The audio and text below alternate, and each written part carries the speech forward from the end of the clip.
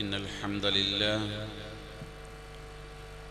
نحمده ونستعينه ونؤمن به ونتوكل عليه ونعوذ بالله من شرور أنفسنا ومن سيئات أعمالنا من يهده الله فلا مضل له ومن يضلل فلا هادي له وأشهد أن لا إله إلا الله وحده لا شريك له هو الأول والآخر الظاهر والباطن وهو على كل شيء قدير وأشهد أن محمدًا عبده ورسوله أرسله بالهدى ودين الحق ليظهره على الدين كله ولو كره المشركون اللهم صل على محمد وعلى آل محمد كما صليت على إبراهيم وعلى آل إبراهيم وبارك على محمد وعلى آل محمد كما باركت على إبراهيم وعلى آل إبراهيم إنك حميد مجيد يا أيها الذين آمنوا اتقوا الله حق تقاته ولا تموتن إلا وأنتم مسلمون أما بعد فإن خير الكلام كلام الله وأصدق السنن سنن محمد صلى الله عليه وسلم وشر الأمور محدثاتها وكل محدثة بدعة وكل بدعة ضلالة وكل ضلالة في النار أعوذ بالله من الشيطان الرجيم بسم الله الرحمن الرحيم لقد كان لسبأ في مسكنهم آية جنتان عن يمين وشمال كلوا من رزق ربكم واشكروا له بلدة طيبة ورب غفور നമ്മെ സൃഷ്ടിച്ച് പരിപാലിക്കുന്ന സൃഷ്ടാവായ അല്ലാഹു നമ്മുടെ ഇഹപര വിജയത്തിനായി നമ്മോട് നിർദ്ദേശിച്ച അവൻ്റെ വിധിവിലക്കുകളും നിയമനിർദ്ദേശങ്ങളും ജീവിതത്തിൻ്റെ എല്ലാ മേഖലകളിലും യഥാവിധി സൂക്ഷിച്ചു പാലിച്ച് ജീവിക്കുകയും അള്ളാഹുവിൻ്റെ തൃപ്തിയും പൊരുത്തവും നേടുന്ന നല്ലവരായ അടിമകളായി തീരാൻ നാം പരിശ്രമിക്കുകയും അതിനുവേണ്ടി പ്രാർത്ഥിക്കുകയും ചെയ്യുക. അല്ലാഹു തആല നമുക്ക് ഈ വസിയത്തനുസരിച്ച് നമ്മുടെ ജീവിതത്തെ ക്രമീകരിക്കാൻ തൗഫീഖ് തന്ന് അനുഗ്രഹിക്കുമാറാകട്ടെ. പ്രിയമുള്ള സത്യവിശ്വാസികളെ, വിശ്വാസിനികളെ, കഴിഞ്ഞ ഒരാഴ്ചയിലധികമായി നമ്മുടെ രാജ്യത്തെ 2 സംസ്ഥാനങ്ങൾ ആശങ്കയുടെയും ഭീതിയുടെയും മുൾമുനയിലാണ് ജീവിക്കുന്നത്. നമ്മുടെ തൊട്ടടുത്ത സംസ്ഥാനമായ തമിഴ്നാട്ടിലെ ചെന്നൈയിൽ, തലസ്ഥാന നഗരിയായ ചെന്നൈയിൽ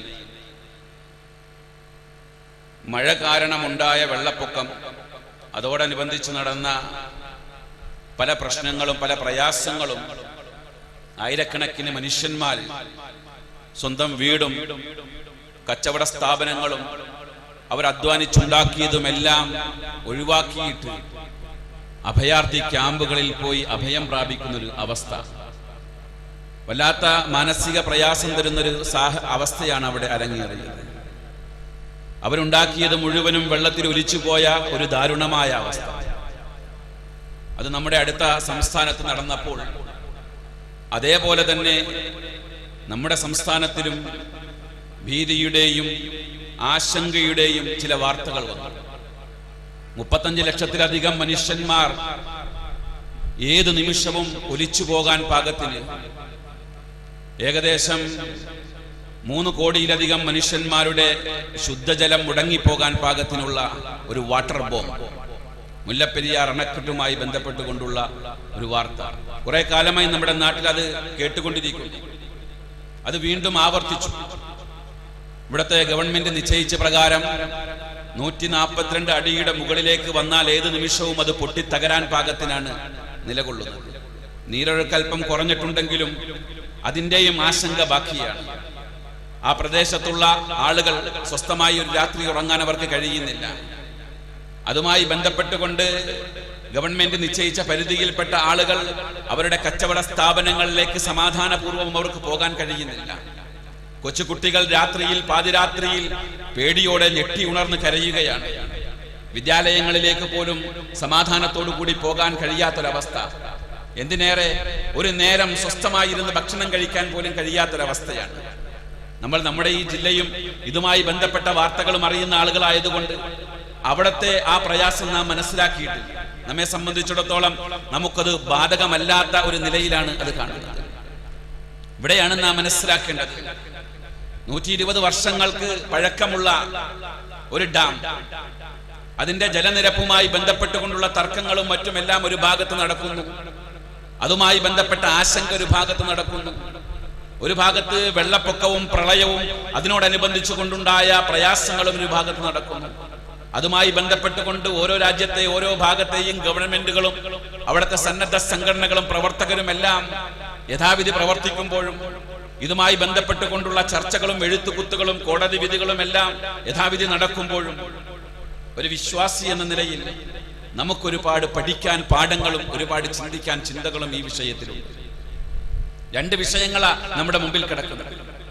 ഒരു പ്രളയവും ഒരു ഭീഷണിയും, ഒരു വലിയൊരു വാട്ടർ ബോംബിന്റെ ഭീഷണി. ഇത് രണ്ടും നമ്മുടെ മുമ്പിൽ നിൽക്കുമ്പോൾ പ്രിയമുള്ള സഹോദരന്മാരെ, ഇത്തരത്തിലുള്ളതായ ഈ ഭീഷണികളും ഇത്തരത്തിലുള്ളതായ ഈ ദുരന്തങ്ങളുമെല്ലാം ആദ്യം നാം മനസ്സിലാക്കണം, അത് അള്ളാഹുവിന്റെ ശക്തമായ ഒരു മുന്നറിയിപ്പാണ്. അള്ളാഹുവിന്റെ വ്യക്തവും ശക്തവുമായ ഒരു മുന്നറിയിപ്പാണ് ഈ വിഷയങ്ങളിലെല്ലാം ഉള്ളത്. അതറിയണമെങ്കിൽ വിശുദ്ധ ഖുർആനിന്റെ വരികളിലേക്ക് നാം ഒന്ന് ഇറങ്ങിയാൽ മതി. ഞാനിവിടെ തുടക്കത്തിൽ പാരായണം ചെയ്തത് വിശുദ്ധ ഖുർആൻ 34-ാം അധ്യായം സൂറത്തു സബയിലെ 15 മുതലുള്ള ആയത്താണ്. ആ ആയത്തിൽ അല്ലാഹു നമുക്ക് ഈ പാഠങ്ങൾ വരച്ച് കാണിച്ചു തരുന്നുണ്ട്. ഒരു കാര്യം മനസ്സിലാക്കണം, ഇത്തരത്തിലുള്ള ദുരന്തങ്ങളും മുന്നറിയിപ്പുകളും നമ്മുടെ മുമ്പിൽ കിടക്കുമ്പോൾ ഇതിന് സമാനമായ ദുരന്തങ്ങളും മുന്നറിയിപ്പുകളും മുമ്പ് കഴിഞ്ഞു പോയിട്ടുണ്ട് എന്ന് നാം ആദ്യം മനസ്സിലാക്കണം. സൂറത്തു സബയിലെ 15-ാമത്തെ ആയത്തിൽ അല്ലാഹു പറയുന്നുണ്ട്, ലഖദ് കാന ലിസബഇൻ ഫീ മസ്കനിഹിം ആയത്തുൻ. സബഅവാസികൾ അവരുടെ ജനവാസ പ്രദേശങ്ങളിൽ ചിന്തിക്കുന്നവർക്ക് ഒരുപാട് പാഠങ്ങളും ദൃഷ്ടാന്തങ്ങളുമുണ്ട്.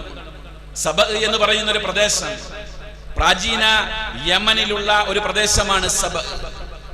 സബഅ മുട്ടക്കുന്നുകളാൽ നിറഞ്ഞു നിന്ന ഒരു പ്രദേശം. അവിടെ തരിശ് ഭൂമിയാണ്.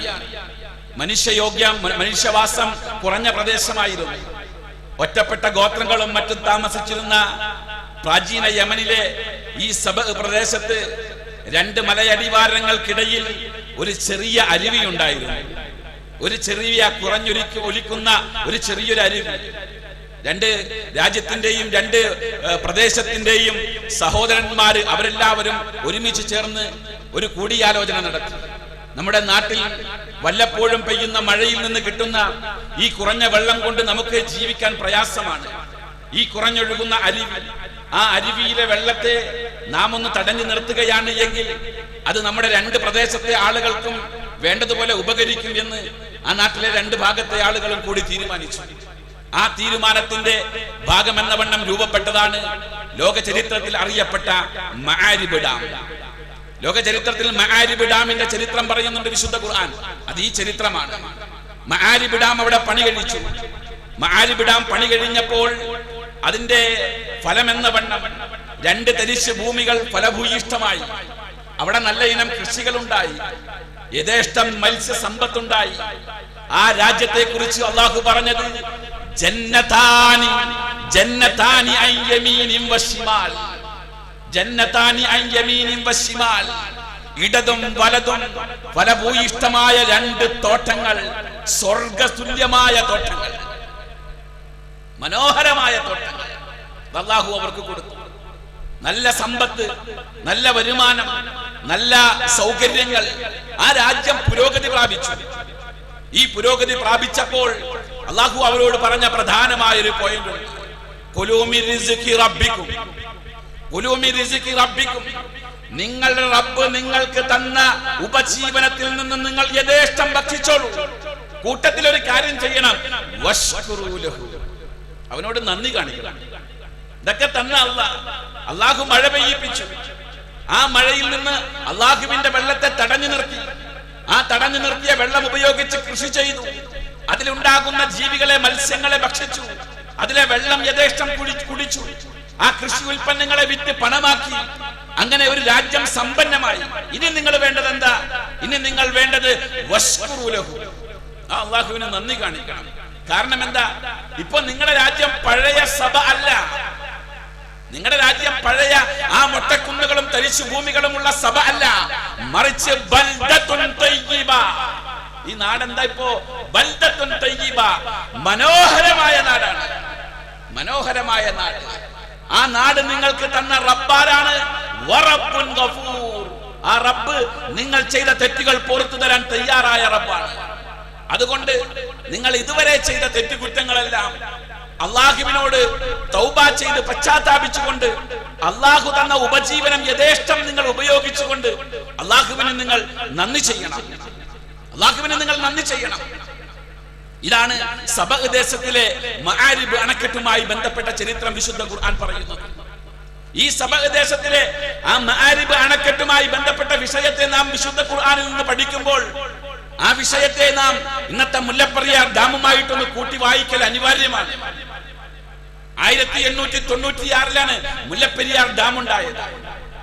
ആ ഡാം ഉണ്ടാകുമ്പോൾ അതിന് മുമ്പത്തെ ആ പെരിയാറിന്റെ പരിസര പ്രദേശത്തിന്റെ അവസ്ഥ സബഇന്റെ അതേ അവസ്ഥയായിരുന്നു. രണ്ട് തരിശ് പ്രദേശങ്ങൾ, ജനവാസയോഗ്യമല്ലാത്ത പ്രദേശങ്ങൾ. മദ്രാസ് പ്രസിഡൻസിയും തിരുവിതാംകൂർ ഭരണകൂടവും ഒരുമിച്ച് കൂടിയിരുന്ന് തീരുമാനിച്ചതിന്റെ വ്യവസ്ഥയനുസരിച്ച് കൊണ്ടാണ് മുല്ലപ്പെരിയാർ ഡാം എന്ന് പറയുന്ന ഒരു സ്വപ്ന പദ്ധതി അവിടെ പൂവണിയുന്നത്. അതുണ്ടായതിനു ശേഷമോ രണ്ട് പ്രദേശങ്ങളും ഫലഭൂയിഷ്ടമായി അല്ലേ? ആ രണ്ട് പ്രദേശത്തിൽ 3.5 കോടിയോളം ജനങ്ങൾ ശുദ്ധജലം കുടിക്കുന്നത് ഈ അണക്കെട്ടിൽ നിന്നും വരുന്ന വെള്ളമാണ്. 3.5 കോടിയോളം ജനങ്ങളുടെ ശുദ്ധജലം കഴിഞ്ഞില്ല. ഏക്കർ കണക്കിന്, ലക്ഷക്കണക്കിന് ഏക്കറുകൾ കൃഷിയിടമാണ്. ലോകത്ത് ഏറ്റവും കൂടുതൽ പച്ചക്കറി ഉൽപ്പാദിപ്പിക്കുന്ന പ്രദേശങ്ങളിൽപ്പെട്ട ഒരു പ്രദേശമായി മാറി ഈ പ്രദേശങ്ങളെല്ലാം, ഈ ഭാഗങ്ങളെല്ലാം. കഴിഞ്ഞില്ല. 4 കോടിയോളം വരുന്ന ആളുകൾക്ക് വൈദ്യുതി ലഭിക്കുന്നത് ഈ അണക്കെട്ടുമായി ബന്ധപ്പെട്ടുകൊണ്ടുള്ളതായ ഉൽപാദ്യത്തിലാണ്. അത്രയും അനുഗ്രഹങ്ങൾ എന്ന് പറഞ്ഞാൽ ഇന്നത്തെ ഈ രണ്ട് സംസ്ഥാനങ്ങളുടെയും സാമ്പത്തികവും സാംസ്കാരികവും അതേ പ്രകാരം തന്നെ വ്യാവസായികവുമായ പുരോഗതി ഉണ്ടായിരിക്കുന്നത് ഈ ഒരു അണക്കെട്ടുമായി ബന്ധപ്പെട്ടുകൊണ്ടാണ്. അവിടെയാണ് നാം മനസ്സിലാക്കേണ്ടത്. സബഅ്വാസികളുടെ അണക്കെട്ടുമായി ബന്ധപ്പെട്ടുകൊണ്ട് ആ പ്രദേശത്തെ അള്ളാഹു വിളിച്ചതെന്താ? ബൽദത്തുൻ തയ്യിബ, മനോഹരമായ നാട് അല്ലേ? അതേ പ്രകാരം അള്ളാഹു നമ്മുടെ ഈ നാടിനും ഇവിടുത്തെ ജനങ്ങൾ പേരിട്ടു എന്ത്? ഗോഡ്സ് ഓൺ കൺട്രി, ദൈവത്തിന്റെ സ്വന്തം നാട് അല്ലേ? ഈ സ്വന്തം നാട് എങ്ങനെ ഉണ്ടായതാ? അള്ളാഹു തന്ന മഴ. ആ മഴയിൽ നിന്ന് കിട്ടിയ വെള്ളം അത് ശേഖരിച്ചു വെച്ചുകൊണ്ട് ഫലഭൂയിഷ്ടമായി, സമ്പന്നമായി, സമൃദ്ധമായപ്പോൾ ഇതൊരു ഗോഡ്സ് ഓൺ കൺട്രി ആയി. ലോകം വിളിച്ചു ഈ നാടിനെ കുറിച്ച്. ഇത്രയും അനുഗ്രഹങ്ങൾ കിട്ടിയപ്പോൾ ആ അനുഗ്രഹത്തിൽ സബഅ്വാസികളോട് അള്ളാഹു പറഞ്ഞ അതേ വാക്ക് നമ്മളോടുമുണ്ട്.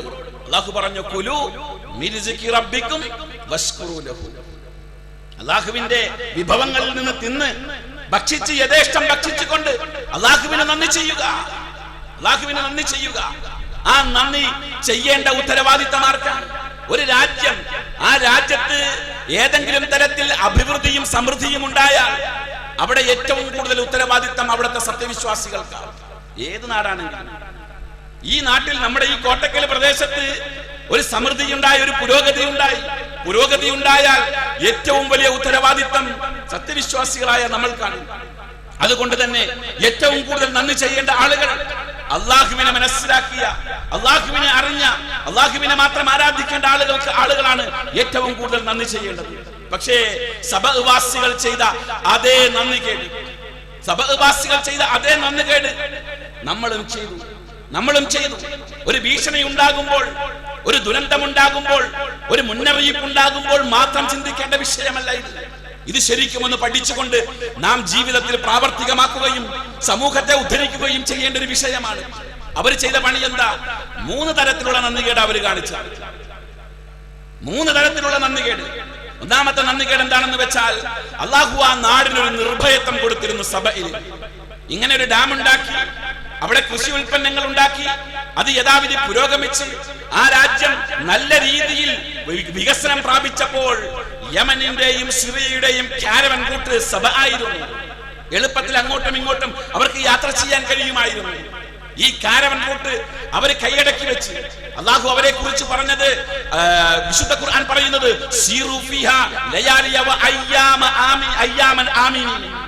ആ രാജ്യത്ത് നിങ്ങൾ രാത്രിയും പകലും വ്യത്യാസമില്ലാതെ നിർഭയത്വത്തോടെ യാത്ര ചെയ്തു കൊള്ളൂ എന്നാ പറഞ്ഞ. നിർഭയത്വം കൊടുത്തിരുന്നു അള്ളാഹു ആ നാട്ടിൽ, അല്ലേ?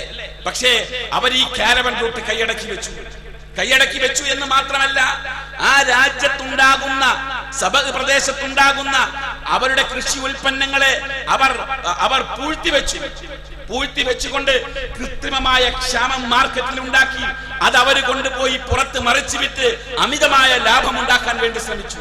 അതാണ് ഒന്നാമത് ചെയ്ത നന്ദികേട്.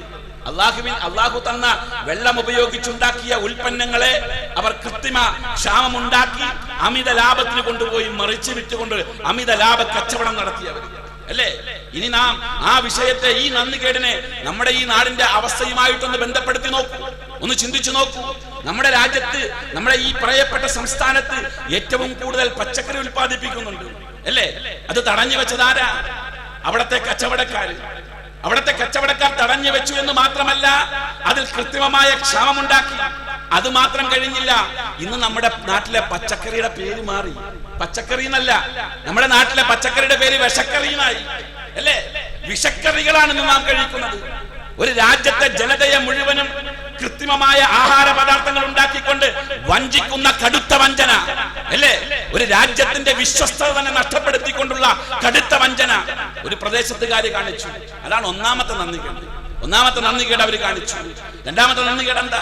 രണ്ടാമത്തെ നന്ദികേട്, അവർക്കിടയിൽ സബഅ്വാസികൾ, യമൻ പ്രദേശക്കാർക്കും അതേപോലെ സിറിയ ഭാഗത്തിലുള്ള ആളുകൾക്കും ഇടയിൽ ശക്തമായ വൈരാഗ്യം ഉണ്ടാക്കിയെടുത്തു. ശക്തമായ വൈരാഗ്യം. അവര് പറഞ്ഞു, 2 പ്രദേശത്തിലുള്ള ആളുകൾ അടുത്തടുത്ത് താമസിച്ചു കഴിഞ്ഞാൽ ഞങ്ങളുടെ ഉൽപ്പന്നത്തിന് വില കുറഞ്ഞു പോകും. ഈ നാട്ടിൽ ഉൽപ്പാദിപ്പിക്കുന്ന ഉൽപ്പന്നം ഈ നാട്ടുകാർ തന്നെ വാങ്ങിക്കുകയാണെങ്കിൽ അതിന് നല്ല വില ഉണ്ടാകൂല. അതേസമയം വിദൂരവാസികളായിരുന്നുവെങ്കിൽ ഈ സാധനം കയറ്റുമതി ചെയ്തുകൊണ്ട് അമിതമായ ലാഭം ഉണ്ടാക്കാമായിരുന്നു. അവർ അള്ളാഹുവിനോട് പ്രാർത്ഥിച്ച പ്രാർത്ഥന എന്താണെന്നറിയുമോ? ഫഖാലു റബ്ബനാ ബാഇദ് ബൈന അസ്ഫാരിനാ. അവർ പ്രാർത്ഥിച്ചതാ സബഅ്വാസികളുടെ പ്രാർത്ഥനയാ. അള്ളാഹുവേ, ഞങ്ങളുടെ രാജ്യത്ത് യാത്രാ ദൂരം ഉണ്ടാക്കി തരണേ. യാത്രാ ദൂരം. അള്ളാഹു പറഞ്ഞത്, ഒരു രാത്രിയാകുമ്പോഴേക്കും നിങ്ങൾക്ക് പരസ്പരം യാത്ര ചെയ്യാനുള്ള സൗകര്യത്തിൽ നാടിനെ അടുപ്പിച്ചു കൊടുത്തു അള്ളാഹു. ആ അടുപ്പിച്ചു കൊടുത്ത നാടിനെ അവർ അതിനെതിരെ പ്രാർത്ഥിച്ചു. അള്ളാഹുവേ, ഞങ്ങൾക്കിടയിൽ യാത്രാ ദൂരം ഉണ്ടാക്കണമേ എന്ന് പ്രാർത്ഥിക്കുക മാത്രമല്ല, 2 പ്രദേശത്തെ ആളുകൾക്കിടയിലും വൈര്യമുണ്ടാക്കി, വെറുപ്പുണ്ടാക്കി, അസബിയത്തുണ്ടാക്കി. അതായിരുന്നു സബഅ്വാസികൾ ചെയ്ത രണ്ടാമത്തെ നന്ദികേട്. അതേ നന്ദികേട് നമുക്ക് ഇവിടെയും വായിക്കാൻ കഴിയും, അല്ലേ? ഒരു രാജ്യത്ത് 2 സംസ്ഥാനക്കാര് 2 ഭാഷയുടെ ആളുകളായി പോയി എന്ന ഒറ്റ കാരണം കൊണ്ട് അങ്ങോട്ടും ഇങ്ങോട്ടും കാണാൻ പാടില്ല, സംസാരിക്കാൻ പാടില്ല, കച്ചവടം ചെയ്യാൻ പാടില്ല. ഏകദേശം ഒരു 3-4 മാസങ്ങൾക്ക് മുമ്പല്ലേ ചെന്നൈയിൽ പോയ മലയാളികളെ മലയാളികളാണ് എന്ന് പറഞ്ഞ പേര് പറഞ്ഞുകൊണ്ട് ആക്രമിച്ചത്. അതേ ദ്രോഹം തന്നെ നമ്മുടെ നാട്ടിലെ ആളുകളും കാണിക്കുന്നുണ്ട്. 2 ഭാഷയുടെ പേരിലുള്ള വിവേചനം, 2 സംസ്ഥാനങ്ങളുടെ പേരിലുള്ള വിവേചനം, അതിന്റെ പേരിൽ പരസ്പരം സംഘടനം, വാഹനങ്ങൾ കല്ലെറിയലും ആക്ഷേപിക്കലും, അല്ലേ? ആ നാട്ടില് ഇന്ന് പ്രളയമുള്ള ചെന്നൈയിൽ കുറച്ച് നാളുകൾക്ക് മുമ്പ് പോയപ്പോൾ മലയാളിയാണെന്ന് പറഞ്ഞതിന്റെ പേരിൽ ഒരു വീട്ടിൽ നിന്നും വെള്ളം നിഷേധിച്ച അനുഭവം ഈ ഉള്ളവനുണ്ട്. മലയാളിയാണെന്ന് ഒറ്റ കാരണം കൊണ്ട് ഒരു ബോട്ടിൽ വെള്ളം, ഒരു പാത്രത്തിൽ കുറച്ച് വെള്ളം ചോദിച്ചപ്പോൾ വെള്ളം നിഷേധിച്ച അനുഭവം, ഇല്ലേ? ഇത്തരത്തിലുള്ളതായ ദുഷിച്ച വൈര ചിന്താഗതികൾ 2 സമൂഹത്തിന്റെയും ഇടയിൽ വളർന്നു കഴിഞ്ഞപ്പോഴോ അള്ളാഹുവിനുള്ള നന്ദികേട്, അള്ളാഹുവിന് നന്ദി ചെയ്യേണ്ട ആളുകൾ നന്ദികേട് കാണിച്ചു. ഇത് ഈ 2 സ്വഭാവങ്ങളും ഈ 2 നന്ദികേടുകളും സബഅ്വാസികളും കാണിച്ചിട്ടുണ്ട്, നമ്മുടെ ആളുകളും കാണിച്ചിട്ടുണ്ട്. മൂന്നാമത് കാണിച്ച നന്ദികേട് എന്താ? അതാണ് ഏറ്റവും ഗുരുതരമായ നന്ദികേട്. മൂന്നാമത്തെ നന്ദികേട് എന്താ? അല്ലാഹു പറയുന്നുണ്ട്, വിശുദ്ധ ഖുർആൻ സൂറത്തുൻ നംലിലാണ് ആ നന്ദികേടിനെ കുറിച്ച് പറയുന്നത്. അതായത് സുലൈമാൻ നബി അലൈഹിസ്സലാമിന്റെ സൈന്യത്തിൽപ്പെട്ട ഹുദ്ഹുദിനെ സുലൈമാൻ നബി അലൈഹിസ്സലാം അയച്ച് സബയിലേക്ക് അയച്ച് സബയിലെ വാർത്തയുമായി വന്നപ്പോൾ ഹുദ്ഹുദ് സുലൈമാൻ നബി അലൈഹിസ്സലാമിനോട് പറഞ്ഞ വർത്തമാനം ഇതാണ്: ഇന്നി വജദ്തു ഇംറഅതൻ തംലികുഹും. ഞാൻ ആ നാടിന്റെ ഭരണാധികാരി ഒരു പെണ്ണാണ്. ആ പെണ്ണ് ആ നാട് ഭരിക്കുന്നുണ്ട്. അവൾ ചെയ്ത പണി എന്താണ്? അവൾ ചെയ്തത് വജത്തുഹാ വഖൗമഹാ യസ്ജുദൂന ലിശ്ശംസി മിൻ ദൂനില്ലാഹ്. അവളും അവരുടെ ഭരണാധികാരികളും അവരുടെ ജനങ്ങളും മുഴുവനും അല്ലാഹുവിന് പുറമെ സൂര്യനെ ആരാധിക്കുകയാണ്. അല്ലാഹുവിന് പുറമെ വിളിച്ചു പ്രാർത്ഥിക്കാൻ ദൈവങ്ങൾ, അല്ലാഹുവിന് പുറമെ സൂര്യനെയും ചന്ദ്രനെയും നക്ഷത്ര ഗോളാദികളെയും ആരാധിക്കുന്ന വൃത്തികെട്ട സംസ്കാരം ആ ജനതയ്ക്ക് സബഅവാസികൾക്ക് ഉണ്ടായിരുന്നു എന്ന് അല്ലാഹു പറയുന്നു. അതാണ് അവർ ചെയ്ത മൂന്നാമത്തെ വൃത്തികേട്, മൂന്നാമത്തെ നന്ദികേട്. മനസ്സിലാക്കണം, അല്ലാഹു തന്ന മഴ, അല്ലാഹുവിന്റെ വെള്ളം, അത് തടഞ്ഞു നിർത്തി, അത് കെട്ടിയുണ്ടാക്കി, അതിൽ നിന്നും വൈദ്യുതി ഉൽപ്പാദിപ്പിച്ച് ആ വൈദ്യുതി കൊണ്ട് നാട് മുഴുവൻ അലങ്കരിച്ച്, ആ വൈദ്യുതി ഉപയോഗിച്ച് വീടുകൾ അലങ്കരിച്ച്, അല്ലേ? ഒടുവിൽ രാത്രിയായി കഴിഞ്ഞാൽ അള്ളാഹുവിനെ ആരാധിക്കേണ്ട മുസ്ലിം ഭവനങ്ങളിൽ വിളിക്കുന്നത് ആരെയാ? മുഹിയുദ്ദീൻ ശൈഖിനെ, അല്ലേ? ആ മുഹിയുദ്ദീൻ ശൈഖാണ് മഴ പെയ്യിപ്പിച്ചതെന്നാണ് ഇന്ന് ഈ സമൂഹത്തിൽ ഒരു വിഭാഗം ആളുകൾ വിശ്വസിക്കുന്നത്, അല്ലേ? അല്ലാഹ് തന്ന മഴ അത് മുഹിയുദ്ദീൻ ശൈഖ് പെയ്യിപ്പിച്ചു എന്ന് വിശ്വസിക്കുന്നവർ, അള്ളാഹുവിന്റെ വെള്ളം അത് മുഹിയുദ്ദീൻ ശൈഖിന്റെ വെള്ളമാണെന്ന് വിശ്വസിച്ചുകൊണ്ട് ഖുതുബിയത്തും നേർച്ചകളും വഴിപാടുകളും നടത്തുന്ന ആളുകൾ. അതിനോളം നന്ദികേട് ഈ ലോകത്ത് വേറെ എന്താണുള്ളത്? അതിനോളം നന്ദികേട് വേറെ ഒന്നുമില്ല. അതാണ് അല്ലാഹു പറഞ്ഞത്. അല്ലാഹു പറഞ്ഞു,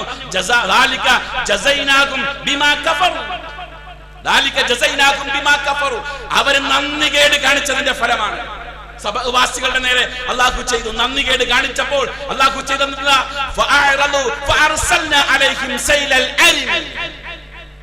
അണക്കെട്ടിന്റെ ജലപ്രവാഹത്തെ അവരുടെ നേരെ അല്ലാഹു തുറന്നു വിട്ടു. അണക്കെട്ട് പൊട്ടി, മആരിബ് ഡാം തകർന്നു.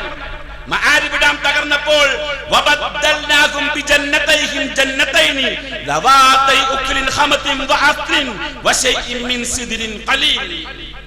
അവരുടെ രാജ്യത്ത് ഫലഭൂയിഷ്ടമായ പച്ചക്കറികളും വിളവുകൾക്കും പകരം കൈപ്പുള്ള കായ്കനികളും കാറ്റാടി മരങ്ങളും ഏതാനും വാഗമരവും കൊടുത്തുകൊണ്ട് അവരെ നാം പഠിപ്പിച്ചു.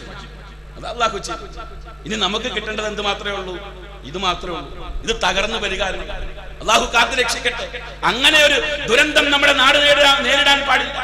അത്തരത്തിലുള്ള ഒരു ദുരന്തം നമ്മുടെ നാട്ടിലേക്ക് വന്നുപെടുന്നതിനെ തൊട്ട് നാം അല്ലാഹുവിനോട് കാവൽ തേടേണ്ടിയിരിക്കുന്നു. കാരണം എന്താ? അല്ലാഹുവിനെ മാത്രം വിളിച്ചു പ്രാർത്ഥിക്കേണ്ട ആളുകൾ, അല്ലാഹുവിനെ മാത്രം വിളിച്ചു പ്രാർത്ഥിക്കേണ്ടതിന്റെ ഗൗരവം പഠിപ്പിച്ചു കൊടുക്കേണ്ട ഉത്തരവാദിത്തം നമുക്കാണ്, അല്ലേ? ആ ഉത്തരവാദിത്തം നാം യഥാവിധി നിറവേറുന്നുണ്ടോ എന്ന് ചിന്തിക്കണം. ഈ ലോകത്തിന് മനുഷ്യൻ ചെയ്യുന്ന ഏറ്റവും വലിയ അക്രമം ശിർക്കാണ്, അല്ലേ? ഇന്ന ശിർക ലളുൽമുൻ അദീം. ശിർക്കാണ് ഏറ്റവും വലിയ അക്രമം, അല്ലേ? ഈ പറയപ്പെട്ട പ്രദേശങ്ങളിൽ നിങ്ങളൊന്ന് പോയി പഠിച്ചു നോക്കുക. 1896 മുമ്പ് ഈ പ്രദേശത്ത്, തരിശു ഭൂമിയായിരുന്ന പ്രദേശത്ത് ഈ പറയപ്പെട്ട ക്ഷേത്രങ്ങളും അമ്പലങ്ങളും ഇത്തരത്തിലുള്ള സ്വഭാവങ്ങളും ഇല്ലായിരുന്നു. ഇന്ന് ആ നാട് ഫലഭൂയിഷ്ടമായപ്പോൾ ഏറ്റവും കൂടുതൽ ശിർക്ക് ചെയ്യുന്ന കേന്ദ്രങ്ങൾ പൊങ്ങി വന്നത് ഇവിടെയാണ്. അവിടെ ഉത്ബോധിപ്പിക്കാനും അവരെ പഠിപ്പിച്ചു കൊടുക്കാനും തൗഹീദിന്റെ മാനങ്ങൾ എന്താണ് എന്ന് മനസ്സിലാക്കി കൊടുക്കാനുമുള്ള ഉത്തരവാദിത്തം നമുക്കുണ്ട്. ആ ഉത്തരവാദിത്തം നാം നിറവേറാതെ വന്നാൽ അല്ലാഹു ഒരിക്കലും പൊറുക്കാത്ത തെറ്റായ കൊടിയ പാപമായ ശിർക്ക്, ആ ശിർക്ക് സമൂഹം ചെയ്താൽ, അല്ലാഹു അല്ലാത്തവരെ വിളിച്ചു പ്രാർത്ഥിക്കുന്ന ഈ വൃത്തികെട്ട സംസ്കാരം തുടർന്നാൽ അല്ലാഹു ഇവരെ താങ്ങി നിൽക്കുന്ന ഭൂമി ഒരു പക്ഷേ കുടുങ്ങിപ്പോകും, കിലുങ്ങിപ്പോകും. കുലുങ്ങിക്കഴിഞ്ഞാൽ ആ കുലുക്കം മുല്ലപ്പെരിയാറിലാണ് കുലുങ്ങുന്നതെങ്കിൽ ആ കുലുക്കം ഈ ഭൂമിയിലെ റിക്ടർ സ്കെയിൽ അനുസരിച്ച് 5.5 കുലുങ്ങിയാൽ തകരാൻ അധികം നേരമല്ല. അതാണ് അല്ലാഹു പറഞ്ഞത്. അല്ലാഹു നമ്മളോട് ചോദിക്കുന്നുണ്ട്, അഫറഅയ്തുമുൽ മാ അല്ലദീ തശ്റബൂൻ. നിങ്ങൾ കുടിക്കുന്ന വെള്ളം എവിടെ നിന്നാണ് നിങ്ങൾക്ക് കിട്ടിയത്? ഇനി ശരിക്കും നിങ്ങൾ ചിന്തിക്കണം ഈ ആയത്ത്. അഫറഅയ്തുമുൽ മാ അല്ലദീ തശ്റബൂൻ. നിങ്ങൾ കുടിക്കുന്ന വെള്ളം നിങ്ങൾക്ക് എവിടെ നിന്നാണ് കിട്ടിയത്? അഅൻതും അൻസൽതുമൂഹു മിനൽ മുസ്നി അം നഹ്നുൽ മുൻസിലൂൻ. മേഘത്തിൽ നിന്ന് ഞാനാണോ ഇറക്കിയത്, നിങ്ങളാണോ ഇറക്കിയത്? ഞാനാണോ ഇറക്കിയത്? ഇവിടത്തെ പരകോടി ദൈവങ്ങളാണോ ഇറക്കിയത്? ഞാനാണോ ഇറക്കിയത്? ഇവിടത്തെ മുഹിയുദ്ദീൻ ശൈഖാണോ ഇറക്കിയത്? അല്ലാഹുവിന്റെ ചോദ്യം. എന്നിട്ട് അല്ലാഹു നമുക്കൊരു മുന്നറിയിപ്പ് ഇവിടെ തരുന്നു. അല്ലാഹു പറയുന്നത് കേക്ക്, വലൗ നശാഉ ജഅൽനാഹു ഉജാജ. ഞാൻ തീരുമാനിച്ചാൽ നിങ്ങൾ ഈ കുടിക്കുന്ന വെള്ളത്തെ ദുസ്വാദുള്ള ഉപ്പുരസമാക്കി മാറ്റും. ദുസ്വാദുള്ള ഉപ്പുരസമാക്കി മാറ്റാൻ അധികം നേരം വേണ്ട. ശരിക്കും പഠിക്കുക. ആ ഡാം എങ്ങാനും പൊട്ടിയാൽ 4-5 മണിക്കൂർ മതി അതിലത്തെ വെള്ളം ഉപ്പാകാൻ, കടലിലെത്താൻ. 4-5 മണിക്കൂർ മതി ഒരു രാജ്യം തകരാൻ. 35 ലക്ഷം മനുഷ്യന്മാര് അവർക്ക് ജീവഹാനി ഉണ്ടാകാൻ, 4 കോടിയോളം ജനങ്ങളുടെ സ്വപ്നം തകർന്നു പോകാൻ, ഒരു രാജ്യത്തിന്റെ സംസ്കാരം തകരാൻ ഇതൊറ്റ കാരണം മതി. അതുകൊണ്ട് അല്ലാഹുവിന്റെ പ്രഖ്യാപനം നാം ഓർക്കണം. അല്ലാഹു പ്രഖ്യാപിക്കുന്നു, നിങ്ങളുടെ രക്ഷിതാവ് പ്രഖ്യാപിക്കുകയാണ്, ലഇൻ ശകർതും ലഅസീദന്നകും. നന്ദി ചെയ്താൽ, അല്ലാഹുവിനോട് നന്ദി കാണിച്ചാൽ അല്ലാഹു ഇപ്പോൾ ചെയ്തു തരുന്ന സൗകര്യം ഇനിയും വർദ്ധിപ്പിച്ചു തരും. അതല്ല വലഇൻ കഫർതും, നന്ദി കേട് കാണിച്ചാൽ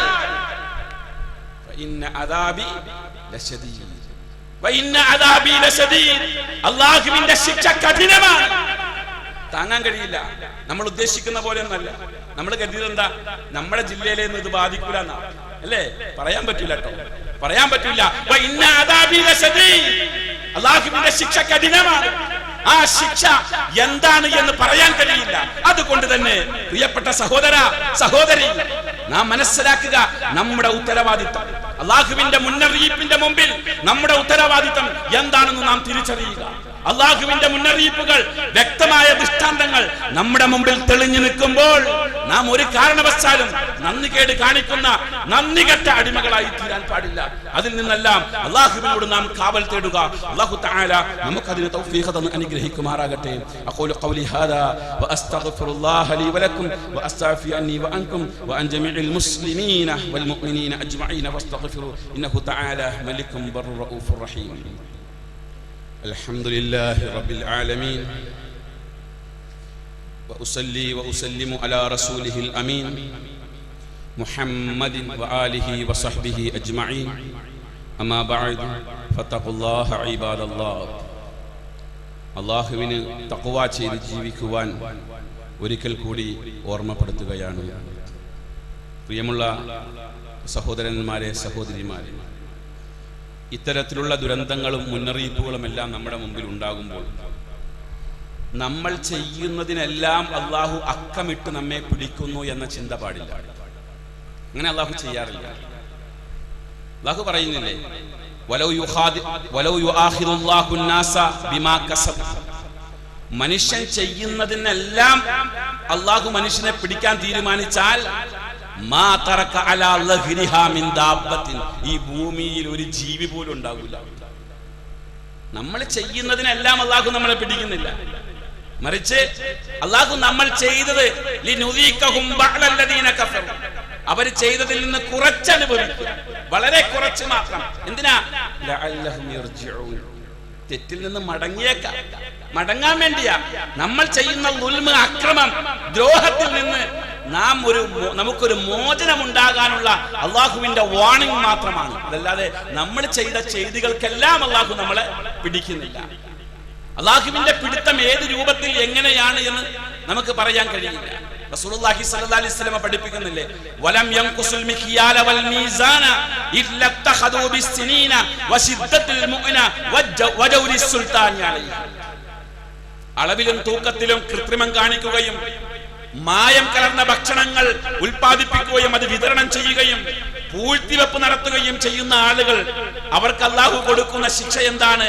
ഇത്തഖദു ബിസ്സിനീൻ, ഇത്തിഹാദുസ്സിനീൻ, കാലവിപത്ത്. നമ്മുടെയൊക്കെ നാട്ടില് 1 കിലോ 10 രൂപയ്ക്ക് വിറ്റിരുന്ന തക്കാളി ഈ പ്രളയം ഉണ്ടാകുന്നതിന്റെ തൊട്ട് മുമ്പ് വിറ്റത് 1 കിലോ 110 രൂപയ്ക്കാണ്, അല്ലേ? ചിന്തിച്ചു നോക്കണം. കാലവിപത്ത്. ഉപജീവനം ദുസ്സഹമായി തോന്നുക. ഭരണാധികാരികളുടെ അക്രമം. ഇത് മൂന്നും ഈ കച്ചവട സംബന്ധമായ വിഷയത്തിൽ, ഉൽപ്പന്നങ്ങളിൽ കൃത്രിമം കാണിക്കുന്ന വിഷയത്തിൽ നാം കൈകടത്തി കഴിഞ്ഞാൽ ഈ 3 ദുരന്തങ്ങൾ ഉണ്ടാകും. അപ്പൊ ഇതൊക്കെ നമ്മുടെ പ്രവർത്തനം തന്നെ, നമ്മുടെ കരങ്ങളുടെ പ്രവർത്തനങ്ങൾ തന്നെ. ബിമാ കസബത് ഐദിൻ നാസ്. കടലിലും കരയിലും കുഴപ്പമുണ്ടായത് എന്ത് കാരണമാ?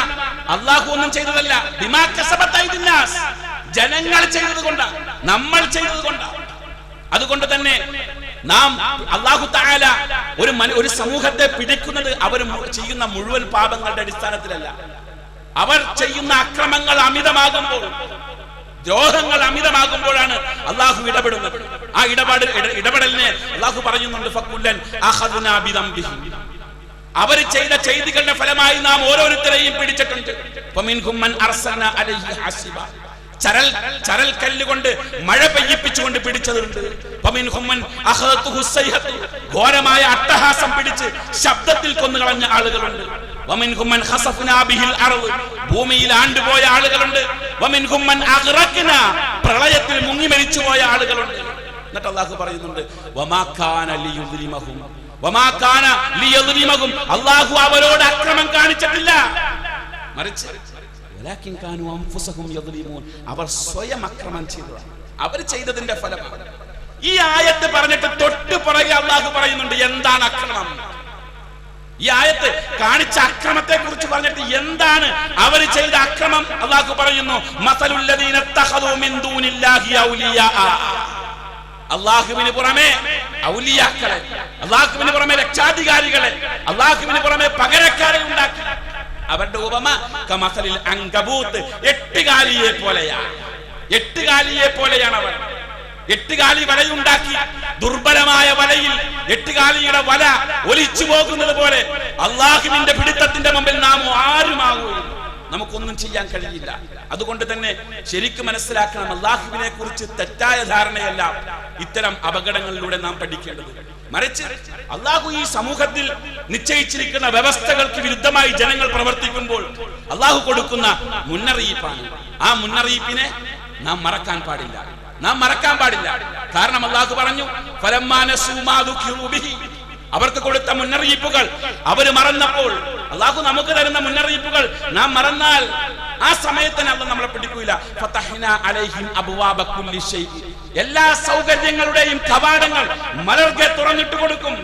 എല്ലാ സൗകര്യം ചെയ്തു തരും. നമ്മൾ നന്ദികേട് കാണിച്ചാൽ, അള്ളാഹുവിന്റെ മുന്നറിയിപ്പ് നാം മറന്നാൽ തൊട്ടടുത്ത ദിവസം നമ്മളെ പിടിക്കൂല. അള്ളാഹു സൗകര്യങ്ങൾ വർദ്ധിപ്പിച്ചു തരും. അങ്ങനെ ഹത്താ ഇദാ ഫരിഹു ബിമാ ഊതു, കിട്ടിയത് കൊണ്ട് മതി മറന്ന് ജീവിക്കുമ്പോൾ അഖദ്നാഹും ബഗ്തതൻ, ഒരു പിടുത്തം പിടിക്കും, ഒരു പിടുത്തം. ഫൈദാഹും മുബ്ലിസൂൻ, അപ്പോൾ നമ്മൾ നിരാശന്മാരായി പോകും. ഈ ആയത്ത് വിശദീകരിച്ചുകൊണ്ട് മുഫസ്സിറുകൾ പറയുകയാണ്, ഇദാ റഅയ്തല്ലാഹ തആല വൽ അബ്ദു മുഖീമുൻ അലാ മആസിഹി വഹുവ യുഅത്തിൽ അബ്ദ വൽ അബ്ദു മുഖീമുൻ അലാ മആസിഹി.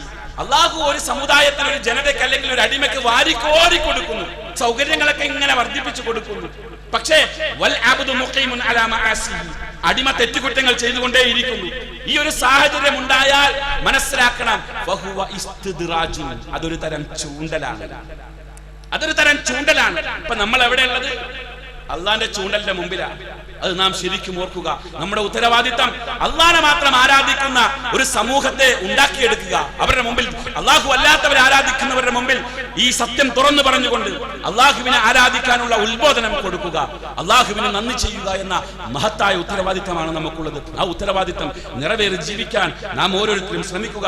അതിന് അല്ലാഹു തആല നമുക്ക് തൗഫീഖ് അനുഗ്രഹിക്കുമാറാകട്ടെ. പ്രിയമുള്ള സഹോദരന്മാരെ, സഹോദരിമാരെ, ചെന്നൈ ദുരന്തം, വെള്ളപ്പൊക്കത്തിലും മറ്റും പെട്ടുപോയ ഒരുപാട് പാവങ്ങൾ, ഒരു നേരത്തെ ഭക്ഷണം കഴിക്കാൻ കഴിയാതെ, ഒരു നേരം ശുദ്ധജലം കുടിക്കാൻ കഴിയാതെ, സ്വസ്ഥമായി ഒന്ന് ഉറങ്ങാൻ കഴിയാതെ വല്ലാത്തൊരു പ്രയാസത്തിലാണ്. അവർക്ക് എല്ലാ സൗകര്യമുണ്ട്, പക്ഷെ അതൊന്നും ഉപയോഗപ്പെടുത്താൻ കഴിയാത്ത വല്ലാത്തൊരു അവസ്ഥയാണ്. ഈ അവസ്ഥ മനസ്സിലാക്കിക്കൊണ്ട് തന്നെ സത്യവിശ്വാസികൾ എന്ന നിലയിൽ അവർക്കൊരു സഹായം ചെയ്തു കൊടുക്കുക എന്ന ലക്ഷ്യത്തോടുകൂടെ ഒരു ഫണ്ട് നമ്മൾ ഇന്നിവിടെ സമാഹരിക്കുന്നുണ്ട്. ജുമാ നമസ്കാരം കഴിഞ്ഞു പോകുന്ന ആളുകൾ, ചെന്നൈയിൽ ദുരിതം അനുഭവിക്കുന്ന ആളുകൾക്ക് വേണ്ടി സഹായം ചെയ്യുവാനായി എന്തെങ്കിലും ഒരു സഹായം ഇവിടെ നമ്മുടെ ബക്കറ്റിൽ നിക്ഷേപിക്കണമെന്ന് അറിയിക്കുകയാണ്. അല്ലാഹു തആല അത്തരം ദുരന്തങ്ങളിൽ നിന്നെല്ലാം നമ്മെ കാത്തുരക്ഷിക്കുമാറാകട്ടെ. അല്ലാഹുവിനെ നന്ദി ചെയ്യുന്ന യഥാർത്ഥ മുത്തഖീങ്ങളുടെ ഗണത്തിൽ അല്ലാഹു നമ്മെ ഉൾപ്പെടുത്തി അനുഗ്രഹിക്കുമാറാകട്ടെ. ഇത്തരത്തിലുള്ള മുന്നറിയിപ്പുകളും ഇത്തരത്തിലുള്ളതായ പാഠങ്ങളും യഥാവിധി മനസ്സിലാക്കിക്കൊണ്ട് അല്ലാഹുവിനെ സൂക്ഷിച്ച് ജീവിക്കാൻ അല്ലാഹു നമുക്ക് തൗഫീഖ് തന്ന് അനുഗ്രഹിക്കുമാറാകട്ടെ. അല്ലാഹുവിനെ മാത്രം ആരാധിക്കുന്ന ഒരു സമൂഹത്തിന് വേണ്ടി പ്രവർത്തിക്കാൻ നമുക്ക് അല്ലാഹു തൗഫീഖ് തന്ന് അനുഗ്രഹിക്കുമാറാകട്ടെ. റഹ്മാനായ അല്ലാഹുവേ, ഞങ്ങളുടെ ജീവിതത്തിൽ സംഭവിച്ചു പോയ പിഴവുകളും ന്യൂനതകളും അതുകൊണ്ട് ഞങ്ങളെ ശിക്ഷിക്കാതെ ഞങ്ങൾക്ക് പുറത്ത് മാപ്പാക്കി തരണേ അല്ലാഹ്. റഹ്മാനായ അല്ലാഹുവേ, നിന്നെ തിരിച്ചറിഞ്ഞുകൊണ്ട് നിനക്ക് ഇബാദത്ത് ചെയ്യാനുള്ള തൗഫീഖ് തന്ന് അനുഗ്രഹിക്കണേ അല്ലാഹ്. റഹ്മാനായ അല്ലാഹുവേ, ഞങ്ങളുടെ കച്ചവടങ്ങളിലും ഞങ്ങളുടെ കൃഷിയിലും ഞങ്ങളുടെ ഉപജീവന മാർഗങ്ങളിലും ഖൈറും ബറക്കത്തും നിലനിർത്തി തന്ന് അനുഗ്രഹിക്കണേ അല്ലാഹ്. റഹ്മാനായ അല്ലാഹുവേ, ഞങ്ങളുടെ സന്താനങ്ങളെയും ഞങ്ങളുടെ കുടുംബങ്ങളെയും തൗഹീദിൽ ഉറപ്പിച്ചു നിർത്തണേ അല്ലാഹ്. ശിർക്കിലേക്കും ബിദ്അത്തിലേക്കും ഖുറാഫാത്തിലേക്കും വ്യതിചലിച്ചു പോകുന്നതിനെ തൊട്ട് കാത്തുരക്ഷിക്കണേ അല്ലാഹ്. ജീവിക്കുന്ന കാലമത്രയും യഥാർത്ഥ മുഅ്മിനായി ജീവിക്കാനും മരിക്കുമ്പോൾ യഥാർത്ഥ മുവഹിദായി മരിക്കാനും ഞങ്ങൾക്ക് തൗഫീഖ് തരണേ അല്ലാഹ്. അല്ലാഹുമ്മ ഗ്ഫിർ ലിൽ മുഅ്മിനീന വൽ മുഅ്മിനാത്ത് വൽ മുസ്ലിമീന വൽ മുസ്ലിമാത്ത് അൽ അഹ്യാഇ മിൻഹും വൽ അംവാത്ത് ഇന്നക മുജീബുദ് ദഅവാത്ത് യാ ഖാദിയൽ ഹാജാത്ത് തയ്യിബ് സറാഹും വജ്അലിൽ ജന്നത മഅവാഹും റബ്ബനാ ആതിനാ ഫിദ് ദുനിയാ ഹസനതൻ വഫിൽ ആഖിറതി ഹസനതൻ വഖിനാ അദാബൻ നാർ. അല്ലാഹുമ്മ അഇസ്സൽ ഇസ്ലാമ വൽ മുസ്ലിമീൻ അല്ലാഹുമ്മ അദില്ല الشرك والمشركين اللهم أجرنا من النار ومن خزي النار ومن كل عمل يقربنا إلى النار. اللهم أدخلنا الجنة مع الأبرار برحمتك يا أرحم الراحمين والحمد لله رب العالمين.